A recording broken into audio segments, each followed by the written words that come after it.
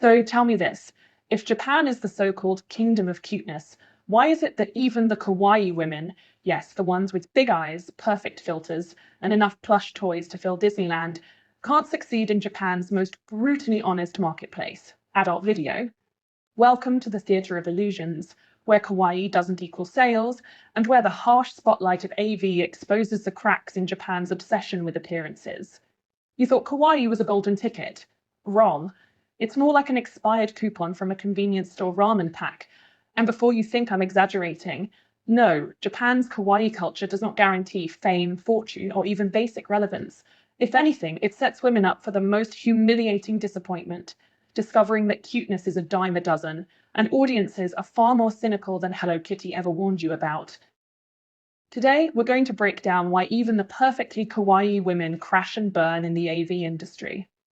Spoiler, it's not because they weren't cute enough, it's because the industry, and Japan itself, thrives on contradictions, hypocrisy, and consumer boredom that no level of cuteness can fix. So grab your popcorn or your tissues, depending on your taste, and let's tear apart the kawaii illusion, one chapter at a time.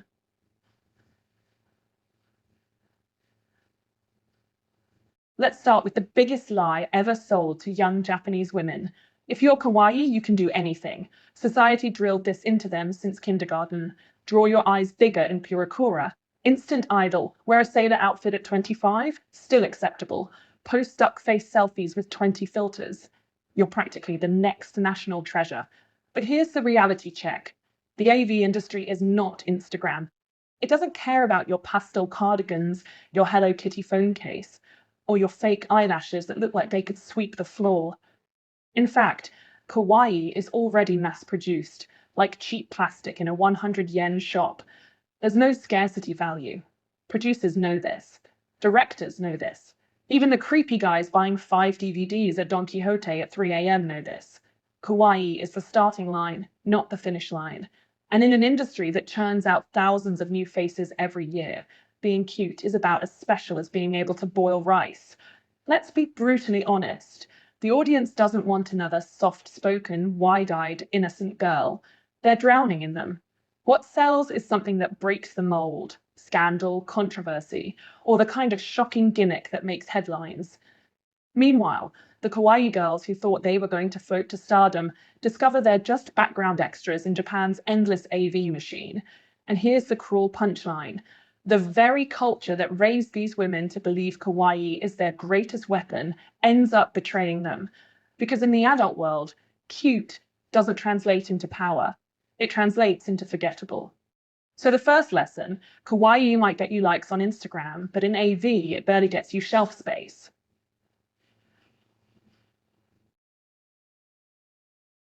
Now let's talk about the economics of kawaii failure. You see, Japan's AV industry is not some fairy tale kingdom where the cute girl next door gets discovered, becomes a star, and lives happily ever after. No, it's more like a conveyor belt at a factory. New faces pumped out every week, old ones thrown away like expired bentos. Here's the math. Thousands of new actresses debut every year. Guess how many actually make it past a single DVD? Less than 10%. And of those survivors, only a handful rise to top star status. The rest? They vanish into the archives of awkwardly titled films like Kawaii Freshman, First Time in Love, a production so forgettable that even the cameraman probably erased it from his memory. Why? Because cuteness has zero competitive edge. Every other girl is cute. Japan mass-produces kawaii like Toyota mass-produces Corollas. And just like a Corolla, no one remembers the license plate after 5 minutes. The industry demands novelty, whether it's shock factor, taboo breaking, or scandal. Kawaii is safe, and safe is boring. Viewers don't want to watch the same innocent girl scenario for the 5,000th time. They want drama, they want extremes. They want something that makes them feel like they're watching a story, not a TikTok filter with legs. And here's the kicker. Even when a kawaii actress does get a little attention, she's quickly overshadowed by the next wave of fresh faces. It's a treadmill of youth, and nobody's legs are strong enough to run forever. The audience is brutal, the competition is endless, and the market is saturated with more cuteness than a Harajuku weekend. So, kawaii women enter the industry thinking they're holding a winning lottery ticket, only to find out it's just a receipt from 7-Eleven.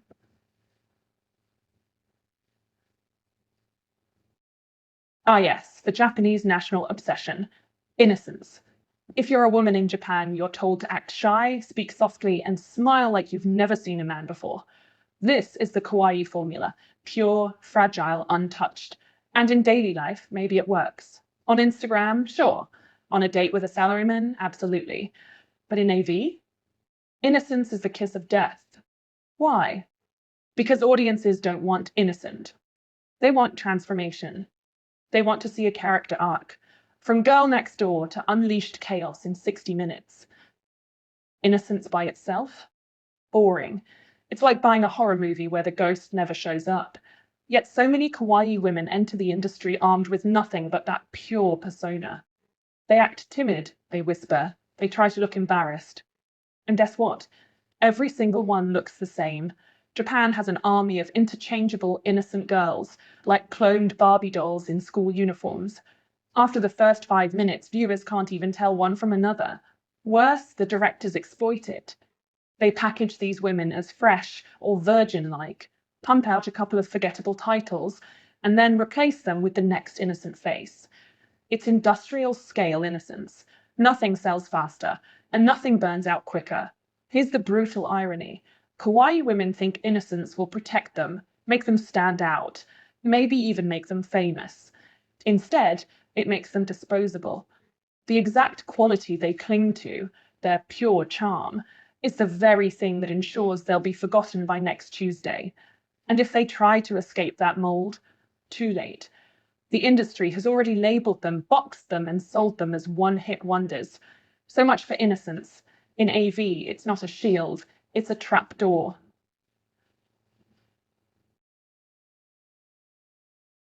Let's stop pretending. The Japanese AV audience is not composed of innocent boys drooling over innocent girls. These are jaded veterans, men who've watched more titles than Netflix could ever stream. They are not impressed by another doe-eyed girl in a pleated skirt pretending she's shocked by a kiss. They've seen that act since VHS. Here's the ugly truth. Kawaii sells only once. After that, it's a broken record. And men, especially the hardcore AV consumers, get bored faster than you can say sugoi tilde. What they crave is escalation intensity, something that makes their jaded brains light up again. And kawaii, with its soft voices and cookie-cutter giggles, is the cinematic equivalent of white bread. Easy to chew, zero flavor. Even worse, audiences turn cynical. When a so-called kawaii actress debuts, fans immediately assume, oh, another one? She'll disappear in 6 months. And most of the time, they're right. The cycle repeats so often, it's practically a running joke in online forums. The kawaii label isn't even a compliment anymore. It's a countdown timer to irrelevance. This is why the industry deliberately pushes shock over sweetness. Cuteness is passive. Shock is active. Audiences don't log in to watch another innocent girl. They log in to be slapped awake from the monotony. That's why edgy, weird, even grotesque productions sell more than kawaii fluff, because at least they're memorable. And here's the cruel irony. The very men who obsess over kawaii in mainstream culture, idol fans, manga readers, Instagram scrollers, are the first ones to reject kawaii in AV. Why? Because fantasy kawaii is fun to look at, but when it comes to performance, the audience demands energy, surprise, even degradation. In short, kawaii doesn't just fail in AV, it bores the hell out of the people paying for it.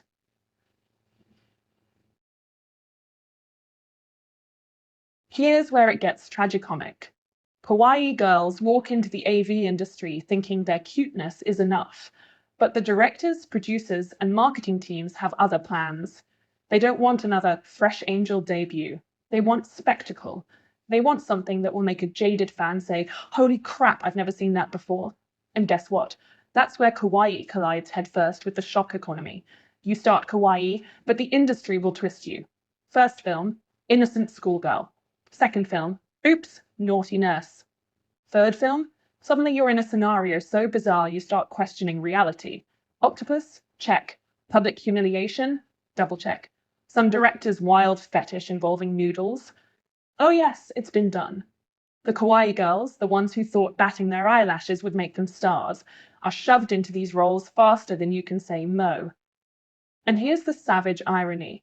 Once they step into shock territory, their kawaii charm collapses.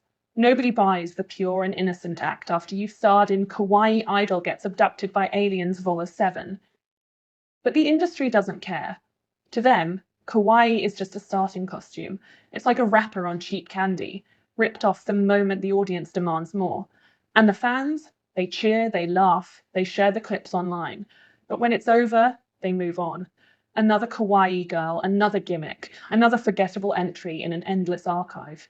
And the girl, she's left broken between two identities. The kawaii persona she built her life around, and the bizarre caricature the industry forced her into.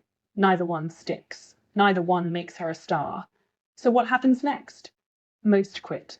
Some vanish. And a few, desperate to survive, will throw themselves into even darker gimmicks, destroying the very image that once made them marketable.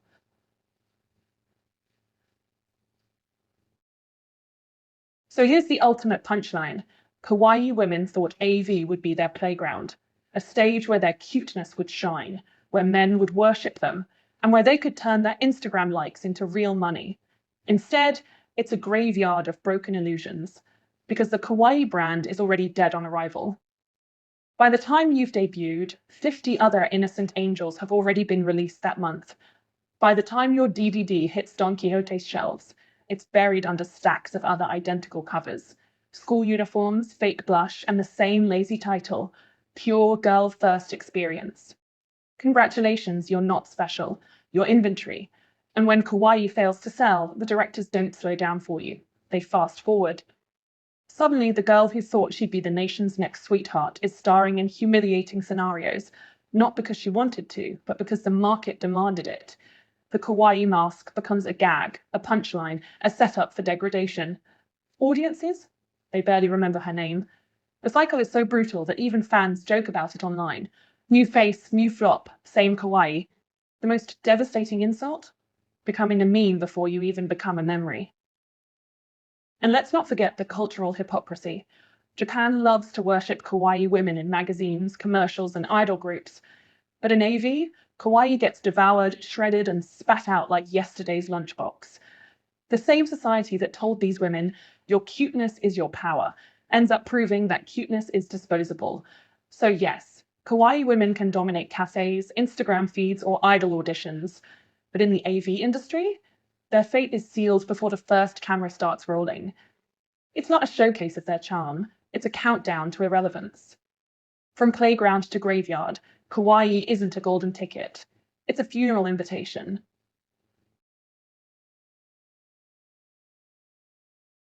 So, what did we learn today? That Japan's sacred weapon, kawaii, might win you Instagram likes, but in AV, it wins you nothing but a fast trip to the recycle bin.